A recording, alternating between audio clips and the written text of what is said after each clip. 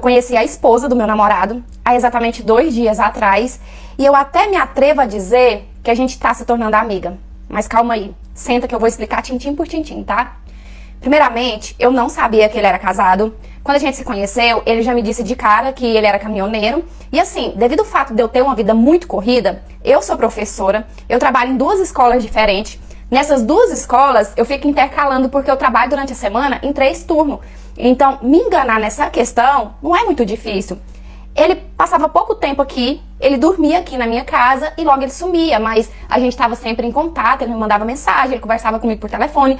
Qualquer hora do dia que eu quisesse ligar pra ele, eu podia. Qualquer hora do dia que eu mandasse mensagem pra ele, ele me respondia. Quando ele não me respondia, ele mandava foto da estrada que ele estava dirigindo. Então assim, nada a se suspeitar. Mas eu não sei se eu tenho santo forte ou se isso é o karma, se a pessoa que mente, a própria Terra, o próprio planeta faz essa mentira dele vir à tona. Porque esse ano é o primeiro ano que eu tô trabalhando no 3º ano do ensino médio.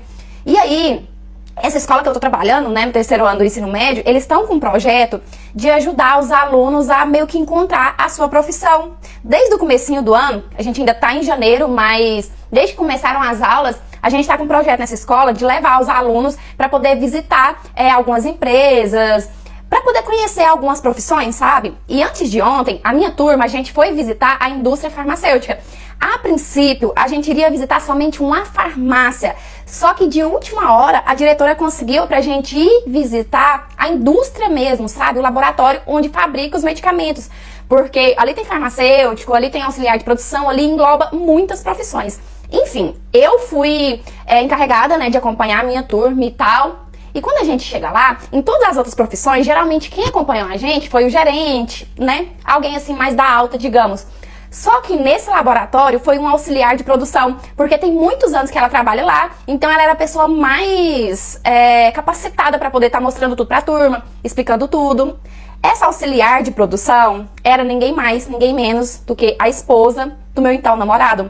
É claro que quando eu fui apresentada pra ela, né, quando a gente começou a conversar, a mostrar as coisas ali no laboratório pra minha turma, eu não sabia que ela era esposa, até porque eu não sabia que ele era casado. Mas a gente começou a conversar, ela começou a mostrar tudo, a gente foi em departamento por departamento, sabe, ela muito profissional. Entre uma apresentação e outra, a gente acabava conversando muito, a gente entrou assim em vários assuntos da nossa vida, sabe. Eu falo que a gente é muito parecida. Talvez por isso ele tava com as 2, né? E nisso, entre uma conversa e outra, ela acabou me contando que o marido dela quase não parava em casa porque ele era caminhoneiro.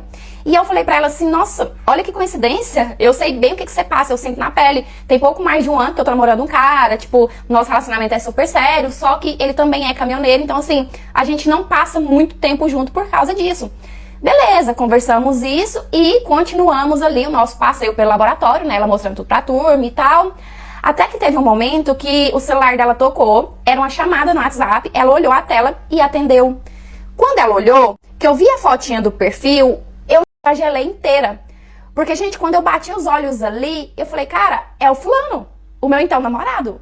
Só que era coincidência demais, então eu fiquei assim, não, eu tô ficando maluca, né, eu devo estar impressionada, porque ela me falou que o marido dela era caminhoneiro. Qual a possibilidade, né, de ser ele? Não, não, não. Só que aquilo não saía da minha cabeça, né? A gente continuou ali o nosso curso, digamos assim, o nosso workshop, e isso na minha cabeça. Então eu fiquei pensando, e eu falei assim pra ela, desculpa ser muito invasiva, desculpa, né, que a gente nem se conhece e tal, mas quem que era essa pessoa que te ligou? Ela falou assim, meu esposo, por que você conhece? Eu falei, não, não, é porque de relance eu tive a impressão que se parece demais com o meu irmão. E eu fiquei indignada, porque parece demais, eu posso ver a foto? E ela, claro, sem problema nenhum, e ela me mostrou.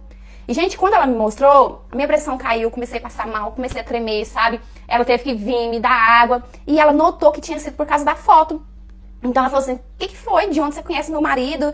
E eu simplesmente não consegui segurar a minha língua e eu soltei pra ela. Eu acho que se eu tivesse raciocinado direito, talvez eu não teria contado, mas ali no calor do momento, passando mal, eu acho que faltou oxigênio no meu cérebro e a língua só soltou. Eu falei assim, esse canalha tá comigo há mais de um ano, ele é o meu namorado, ele é caminhoneiro, o nome dele é tal. E eu comecei a falar, e ela, cara, eu não acredito numa coisa dessa.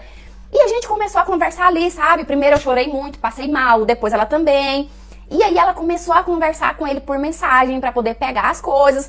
E para resumir um pouco a história, no desenrolar de tudo, a gente trocou o WhatsApp. Ela falou assim que queria entender primeiro, sabe? Claro que ela não ia continuar com ele, mas ela queria entender como que ele conseguiu enganar nós duas durante tanto tempo. Comigo, ele só tava 1 ano e pouco, mas com ela, ele tá há quase 7 anos. Então, assim, uma pessoa conseguir enganar a outra há quase 7 anos, o que indicava que eu não fui a primeira e também não seria a última, né, amante dele, porque desde o início ele mentia pra ela que era caminhoneiro. Ou será que não? Será que essa mentira veio depois? Eu não sei. Eu sei que conversando pelo WhatsApp, ela me contou que descobriu que, na verdade, ele não é caminhoneiro, ele é Uber numa cidade vizinha. Então, por isso que ele conseguia ficar tanto tempo disponível para as duas, né? Porque, na verdade, ele estava dirigindo, só que não caminhão, e ele também não estava na cidade. Ela disse que não sabe há quanto tempo ele é Uber, porque quando ela descobriu, né, que ele não era caminhoneiro, que tudo isso era uma mentira, ela não conseguiu segurar, arrumou as coisas dele e colocou ele para fora de casa. Eu não tô com ele. Não quero nem saber quando eu descobri tudo. Porque, assim, a princípio, ela me pediu pra não falar, porque ela queria primeiro, se eu falasse, ele ia saber que ela sabia, ela queria descobrir tudo. Mas quando ela me mandou, que tinha colocado ele pra fora e tal, eu quis também mandar um texto enorme pra ele. Eu acho como uma forma de desabafo, não é que eu queria uma explicação dele nem nada, porque não tem explicação, mas como uma forma de desabafo. Mas foi a última coisa que eu quis dele, gente, eu não quero saber mais. Tá doendo demais da conta, mas eu tenho certeza que vai passar. E se eu continuar com ele, eu vou continuar só enfiando o dedo nessa ferida. Como eu falei, a Ana, que não é o nome dela, ela me mandou mensagem falando que colocou ele pra fora de casa, que ele tava tentando falar com ela, mas que ela não quer saber mais. E eu falei assim, olha, você não me deve explicação nenhuma. Se tem alguém que deve explicação, que deve desculpa, que esse alguém sou eu, porque querendo ou não, eu fui a amante, né? Eu não sabia, mas eu fui a amante. Mas ela super entendeu e, tipo assim, a gente continua trocando mensagem e eu tô tentando fazer de tudo pra ela não voltar pra ele. Não é por ciúme nem nada, porque como eu já falei, eu não quero. Mas é que no pouco tempo que eu conheço ela, já dá pra ver que ela não merece o tipo de pessoa que ele é. Uma vez meu genro veio morar aqui em casa, aqui na roça, e por pouco eu não faço uma besteira muito grande, viu? Tem 45 anos que eu e meu marido moramos na roça, nesse mesmo lugar aqui desde que a gente casou. E quando a nossa menina mais velha se casou, ela mudou para a cidade. Só que ela morou uns meses na cidade e depois ela e o marido dela veio embora pra cá. Chegou aqui em casa pedindo para ficar aqui um tempo, falou assim que as coisas na cidade estavam muito difíceis, que eles não estavam tendo condição de pagar aluguel. E até aí, tudo bem, a casa aqui é grande, eu também amo ter meus filhos embaixo das minhas asas. Só que com o passar dos dias, eu e meu esposo, a gente foi reparando que essa história estava muito mal contada. Primeiro, que algumas vezes a gente pegou cama montada no chão do quarto deles. Tipo assim, alguém pegava a cobertinha, montava a cama no chão pro outro dormir na cama, que os dois não estavam dormindo junto. E depois, várias vezes, eu pegava a minha filha chorando escondido. E aí quando ela via que, né, que eu cheguei, ela ficava disfarçando e tal. E eu sentava, eu conversava, eu falava, minha filha, o que tá acontecendo? E ela, não, mãe, não tá acontecendo nada não, é porque, né, eu tava acostumada na cidade e tal, e ficava inventando um monte de desculpa, mas eu sabia que alguma coisa tava de errado. O que eu pensei? Pensei assim, o marido dela deve ter aprontado com ela lá na cidade, por isso que eles vieram embora, né? E por isso que a minha filha vive desse jeito. Gente, a vida aqui na roça virou um inferno. Porque eu colocava o marido dela contra a parede, ele falava pra mim que nunca tinha feito nada, que tava tudo bem, que os dois estavam se resolvendo. Tranquilo. Quando foi um dia, meu marido pediu pro meu genro ir na cidade buscar milho pras galinhas. Isso era cedinho. Na época, a gente tinha até uma pampinha que era só pra poder ir na cidade resolver essas coisas. Meu genro saiu cedo, chegou aqui à noite, caindo de bêbado. Eu não sei nem como que ele conseguiu dirigir nessas estradas. E aí eu tive certeza. Pensei, ele passou o dia inteiro lá na cidade com putaiada, agora chega aqui na roça, uma hora dessa, caindo de bêbado. Gente, o tanto que eu falava, o tanto que eu torturava, várias vezes eu coloquei ele pra fora da minha casa porque eu não aceitava isso. A gente discutia porque eu ia perguntar, porque eu via minha filha chorando. E aí ele falava que não era nada, ele sempre baixava a cabeça, não respondia, eu colocava ele pra fora de casa, minha menina ia atrás, buscava ele de novo e eu ficava pé da vida. Eu pensava, gente, mas que menina mais trouxa. O outro vai lá, dorme fora, dorme com outra provavelmente, né? E ela vai atrás, ela vai buscar ele ainda por cima. E assim a gente foi remoendo essa história, sabe? Eu cutucava ele daqui, meu marido dali, eu colocava minha menina contra a parede, mas nenhum dos dois falava nada com nada. Quando foi um dia, eu e meu marido, a gente já tava deitado. Só que eu não tava dormindo ainda não, eu tinha acabado de deitar. E aí a gente começou a escutar um buchicho do meu genro com a minha nora. Dá pra perceber que ele estava batendo boca, mas estava num tom mais baixo. E eu comecei a escutar que a minha menina tava fungando. Sabe quando a pessoa tá chorando e ela fica assim... Então, eu notei que ela tava chorando. E aí, eu e meu marido, a gente parou pra poder prestar atenção. Tinha momento nessa discussão que o meu genro, ele se exaltava. Só que assim, ele não gritava com ela. Ele só falava mais nervoso. E quando ele falava mais nervoso, ela chorava mais. Foi aí que meu marido perdeu a estribeira. Ele falou assim, não, já chega. Eu vou colocar um ponto final nessa história. E já passou dos limites. E ele levantou o vestido das calças de qualquer jeito, colocando o cinto, foi pro quarto deles e eu logo fui atrás. Quando a gente entrou no quarto deles, meu marido já foi pra cima do meu genro. Já agarrou meu genro assim, querendo bater nele. Falando assim, fala o que você fez com a minha filha. O que você tá fazendo com a minha filha. Você tá agredindo a minha filha. E a minha menina, pro pai dela não fazer nada com o meu genro, foi pra cima do meu marido, puxou o meu marido e falou assim, pai, para com isso, quem errou fui eu. E eu falei pro meu marido assim, vamos escutar o que ela tem a dizer. Falei, como assim, quem errou foi você? O que aconteceu? E aí, né, ela acuada ali naquela situação, ela não viu outra saída a não ser contar pra gente. Ela falou assim que, na verdade, o casamento dela tava daquele jeito, tava passando por dificuldade por culpa dela. Porque ela tava tendo um caso com o vizinho dela lá da cidade, o marido dela descobriu, né? E os dois, para poder tentar resgatar o casamento, vieram embora pra roça.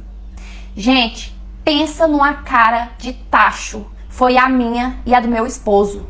A gente ficou com tanta vergonha que eu acho que podia olhar em mim assim, que eu tava pálida, sabe? Pálida, pálida, pálida. Meu marido olhou pra ela e falou assim, minha filha, eu te criei desse jeito não. Como que você fez uma cachorrada dessa? A gente julgando o marido dela, achando assim que ele que tava aprontando, ele que tava sendo canalha, enquanto a sem vergonha era ela.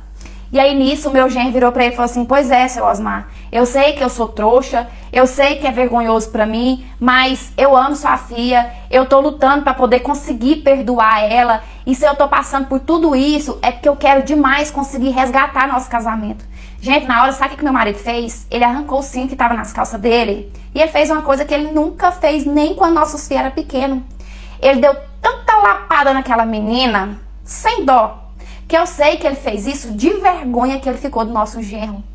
Por causa dessas lapadas, a nossa menina ficou com raiva, juntaram as coisas e foram embora pra casa da sogra dela, né? Da mãe do meu genro, que eles também moravam na roça na época. E aí eles passaram um tempo por lá, depois a gente fez as pazes, até porque se os dois estavam tentando se entender, por que nós ia ficar com raiva deles, né? Hoje em dia eles moram de novo na cidade, só que é em outra cidade, não é aqui perto, eles têm até filha adolescente, e nenhum dos dois nem toca nesse assunto. Então, eu acho que ela deve ter criado juízo, né? Eu que descobri que não ia me casar algumas horas antes do meu casamento. Eu vou voltar a minha história um pouco, porque eu acho que se eu for direto ao ponto, vocês vão ficar um pouco perdidos, tá? Eu conheci o Dito de Dito Cujo, tá, gente? Assim, eu sou de Uberlândia, Minas Gerais, e ele de Ribeirão Preto. A minha prima, nessa época, ela tinha conseguido um trabalho lá, e ela ia se mudar pra lá, como de fato ela mudou. Então, ela tava vendo com um corretor algumas kitnets pra ela poder ir visitar. No dia dela ir ver essas kitnets, ela me chamou pra poder ir com ela, e eu fui. E o corretor era o Dito Cujo. E aí ele mostrou 4 kitnets pra ela, cada um em bairro diferente. Então, nesse dia, a gente ficou pra cima e pra baixo com ele de carro. E resumindo, foi assim que a gente se conheceu. A gente trocou o telefone, ficamos conversando, começamos um namoro à distância, até que ele veio aqui conhecer a minha família. E todo mundo amou ele, porque esse tipo de gente, ele é muito cativante, né? Ele tem uma lábia muito boa. Nossa, ele sabia aguçar a admiração de todo mundo. Só que a minha avó, eu nunca esqueço.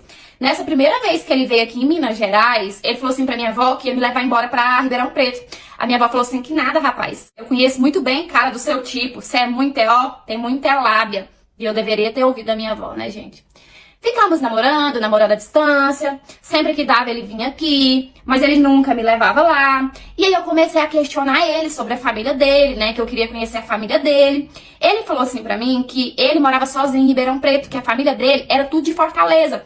Mas que quando ele fosse lá, claro que ele ia me levar. Que ele fazia questão de me apresentar pra família dele. Mas a minha mãe, ela ficou com isso assim, meio que entalado na garganta. Ela falava assim, minha filha, não existe. Ninguém é tão sozinho no mundo assim, tem alguma coisa de errado. Então, de tanto a minha mãe colocar pressão, em uma das vezes que ele teve aqui em Minas, ele fez uma videochamada com a mãe dele. E aí ele me apresentou pra mãe dele, apresentou a minha mãe. Nossa, a minha mãe amou a mãe dele. Eu acho que eles ficaram mais de hora em videochamada. E ela ficou mais tranquila, né? Ela confiou que realmente a família dele era tudo de Fortaleza. Beleza. Quando deu 2 anos que a gente tava... Ah, eu tava esquecendo de um detalhe assim muito importante, gente. Nessa época, a rede social que mais usava era o Facebook. Eu não usava muito. Mas se fosse hoje eu ia estranhar, né? Porque o Facebook dele, que ele me mostrou, ele só tinha assim no máximo uns 10 amigos. Ele não postava nada. E a foto do perfil dele era uma foto dele de costa, mostrando assim a camiseta do time que ele torcia. Então assim, basicamente um perfil fake, né? Pra me mostrar que tinha uma rede social. Mas é como eu disse, naquela época eu quase não mexia, então não estranhei. Mas enfim, quando fez 2 anos que a gente tava namorando, ele me pediu em casamento. Eu, muito apaixonada, né? Pensei, nossa, como que eu vou fazer? Meu trabalho aqui. Ele falou assim, não, Ribeirão Preto é grande, eu te arrumo outro serviço lá e tal. Beleza, aceitei. A gente ia casar só no civil. Gente, ele foi comigo no cartório. A gente marcou o casamento. Ele pagou o casamento. Vocês não estão entendendo. O teatro foi muito bem organizado. E aí tava combinado o seguinte, ia ter o casamento no civil. E aí a minha mãe ia fazer uma jantinha só pra não passar em branco, né? E já no mesmo final de semana, a gente ia viajar pra Fortaleza de lua de mel e de quebra pra conhecer a família dele. E depois, quando a gente voltasse, eu já ia direto pra Ribeirão Preto, né? Pra poder morar com ele lá. Só que a minha mãe, ela meio que deu empolgada e ela saiu convidando Deus todo mundo. Porque ela falava assim que a única filha mulher dela não podia passar em branco, ela queria que eu me casasse na igreja. Eu já ia me casar só no civil. E ela saiu convidando todo mundo. Não tem problema não. O nosso casamento era numa sexta-feira. Ia ser o seguinte, ele ia trabalhar até a terça. Aí, da quarta-feira em diante, já ia estar de férias. E quarta-feira, ele já ia vir, né, pra me ajudar a terminar de organizar as coisas. Enfim, porque no final de semana a gente já ia viajar. Só que na terça-feira, ele mandou mensagem falando assim pra mim que o patrão dele tinha pedido pra ele trabalhar pelo menos até na quinta-feira, meio-dia. Porque o rapaz que ia ficar no lugar dele nas férias não tava tão bem treinado assim. Então, esses diazinhos, né, talvez ia dar pra terminar de treinar. E eu já fiquei nervosa. Falei, você não vai me deixar na mão não, né? E ele ainda riu, fingiu que tava brincando. Falou assim, vou te deixar no altar. Né? Diz que toda brincadeira tem um fundo de verdade. Ele falou assim, não, meu amor, vai dar certo. Até porque daqui pra aí é o quê? 3, 4 horas de viagem. Vou fazer esse favor pro meu patrão, até porque meu patrão é muito bom pra mim. Beleza, fiquei nervosa, mas eu tinha muita coisa pra arrumar. Quando foi na quinta-feira, que era o combinado dele vir, né, dele chegar aqui, ele falou assim pra mim que o carro dele tinha estragado. Isso na quinta-feira bem cedo.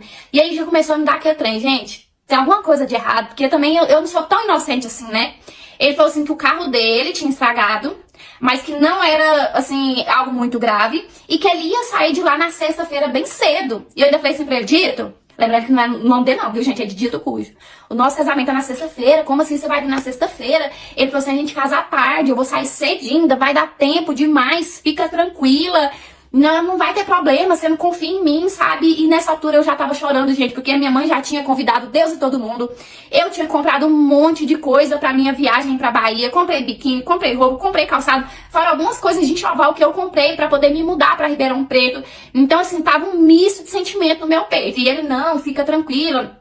O mecânico que tá cuidando do meu carro é de confiança, eu tenho costume e tal. Eu sei que na sexta-feira, gente, eu fiquei conversando com ele até 11 horas da manhã.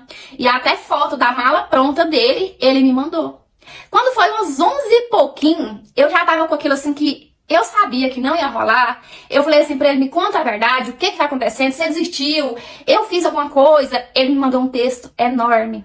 E no texto, vou dar uma resumida, que era um texto bem grande mesmo, ele dizia assim que a primeira vez que ele me viu, ele ficou apaixonado por mim, que ele tentou não se entregar ao sentimento, mas que no coração ninguém manda, e que ele queria muito poder casar comigo, mas que ele não podia porque ele tinha mulher e tinha filhos. Isso mesmo, gente. Mulher e filhos. E assim que ele me mandou esse texto, ele me bloqueou.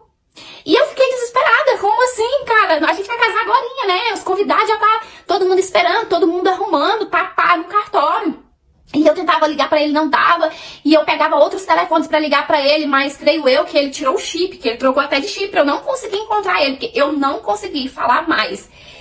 E tipo assim, eu não sei nem explicar pra vocês o que eu sentia. Se era raiva, se era tristeza, eu chorava, eu xingava, eu ficava com vergonha.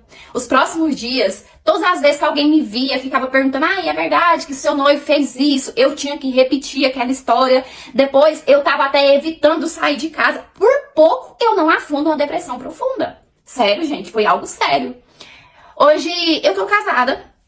Eu amo meu marido, mas eu confesso pra vocês que eu queria muito ter a oportunidade de ver aquele dito uma última vez, sabe? Porque depois disso eu nunca mais consegui falar, nunca mais ouvi. E não é que eu tenho saudade nem nada do tipo, não. Porque hoje eu odeio aquele cara. Mas é porque eu tenho tanta coisa pra cuspir na cara dele que ficou entalada aqui, sabe? E ele não me deu a oportunidade de falar, que eu queria muito essa oportunidade.